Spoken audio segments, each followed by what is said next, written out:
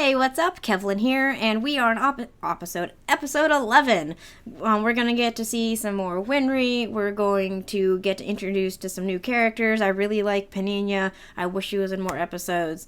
But we get to see a lot more, and this just becomes kind of like the baseline for the next handful of episodes where we start to see more about the brothers, we see more about Winry, and then later we're gonna tie this in nicely to Izumi's story. So I think it's just we're gonna be starting to be introduced to a new group of characters, so I'm excited.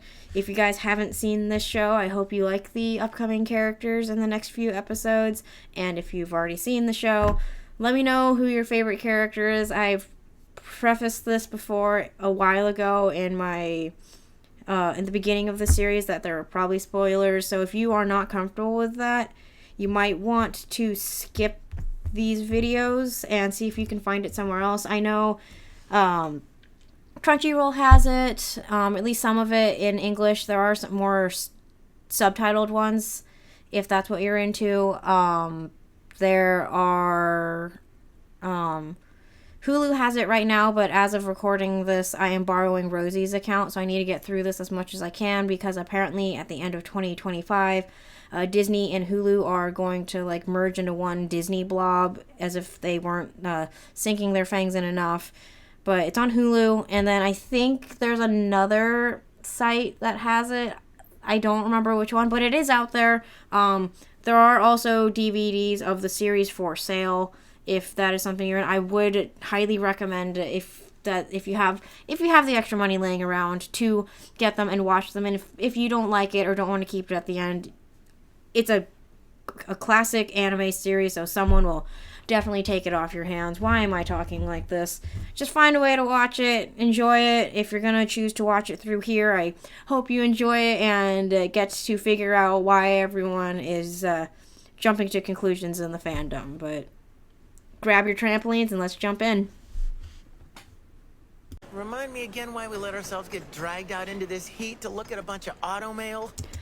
I know Ed's not the biggest automail fan, but you would think after being punched in the face several times, he would think, let's look at different options, get Winry some inspiration, and maybe be able to turn my arm into a shotgun. I think that would be helpful, because we actually meet someone in this episode that has mechanical limbs that are weapons. I'm just surprised that Ed, knowing how flashy and over the top he is, he just doesn't want to be able to pop off his hand, turn it into a grenade or something, and then just throw it and be like, do you need a hand? And then throw it into the crowd.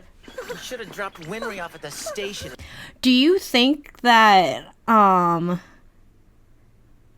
of the automail that we see in this episode was possible ideas and rough sketches for Ed's automail? I think that'd be really cool. Hey, stop that! Hey, hold on! Second, earn a personal space! Quit it! No, don't do that! Does this count as harassment? I think it does. Let's see, where is she again? I know what might jog my memory. We're gonna have just one more look at that automail! The automail shop run by an engineer named Dominic!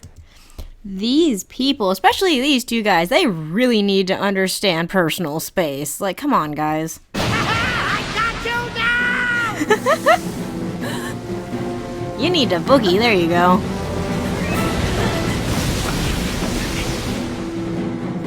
Are those wind turbines? When were wind turbines created? Hold on 1 second.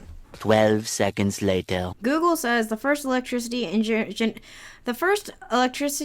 generating wind turbine was built in July 1887 in Scotland by Professor James Blythe. I thought that said Byleth. Okay, so they've actually been around for a bit. I just don't know my history that well. Though also, again, I don't know history, but the show does a really good job of blending, I guess, more modern, engineering and fashion and, certain terms, I guess, versus still making the show feel like it took place a while ago. Not a billion years ago, but still, it kind of reminds me of, the Shrek franchise, especially in Shrek 2, where there's a feeling of like medieval times and mythical creatures, but yet you still have a very easy blend of like flying carriages going to drive-thrus or celebrity shows or just, I don't know, some like fun intertwined things like pepper spray. I don't know. I just love when some like medias are able to cross those things together in a very creative way. Now, why don't you hand it over? My watch. Come on, you can't be too surprised. You've seen the town, haven't you? That's so cool. Oh, and my other leg's got a 1.5-inch cannon. What do you think of that? That's amazing. Excuse me, but are you having a baby? Why, yes, I am. Do you think, would it be alright if I touched your tummy? Go right ahead.